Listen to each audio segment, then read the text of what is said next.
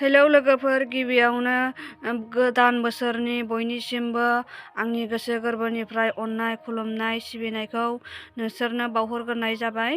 आंनि मोनसे गोदान भिडिअ'आव नोंथांमोनखौ बरायनानै लाबाय। आसा खालामो नोंथांमोनहा मोजाङैनो दङ, आंबो मोजाङैनो दङ आरोना लोगोफोर। दिनैनि भिडिअ'आव नोंथांमोनखौ गासैखौबो बरायबाय आरो नोंथांमोना जुदि आंनि भिडिअ'खौ नायनो इन्टारेस्ट मोनो जोबजासे नायलां आरो सोरबाफोर आंनि चेनेलाव गोदानबा अन्नानै प्लिज चेनेलखौ साबस्क्राइब खालामना होदो। बिदिबा दिनैनि भिडिअ'खौ स्टार्ट खालामनोसै, नायलांबाय थादो।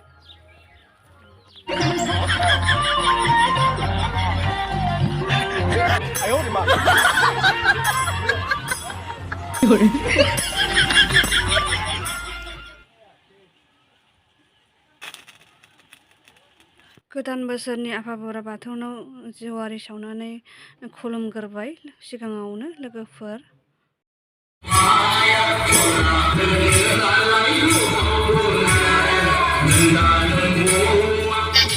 फिसालाया नै आंना लोगोफोर जा गोसो होनानै खुलुमखाबाय।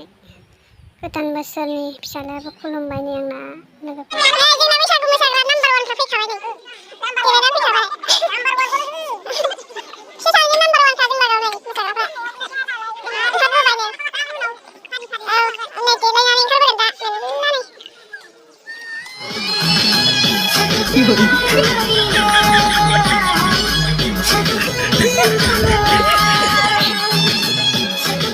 बाहाग खालामबाय नै बेखौ जानानै ओमफ्राय गामियाव जोंहा न'खर हाबो लोगोफोर। न'खर मोसानोसै आरोना गामियावनो। नै लोगोफोर जोंना बक्सआ गोदान मडेल आरोना। गोदान मर्दाननि बक्स बेयो लोगोफोर। नायलाय माबायदि बरियाखा।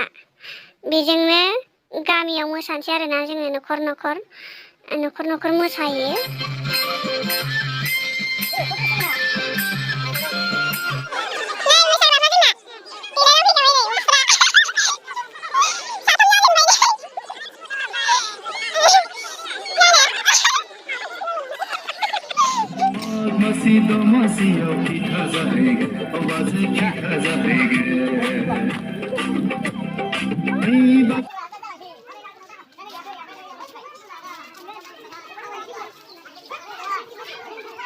कारेन्ट गैयिनि नै खुगा मेथाइजों मोसालायबाय लोगोफोर। कारेन्ट दंबाल' मोसाजायो जोंना।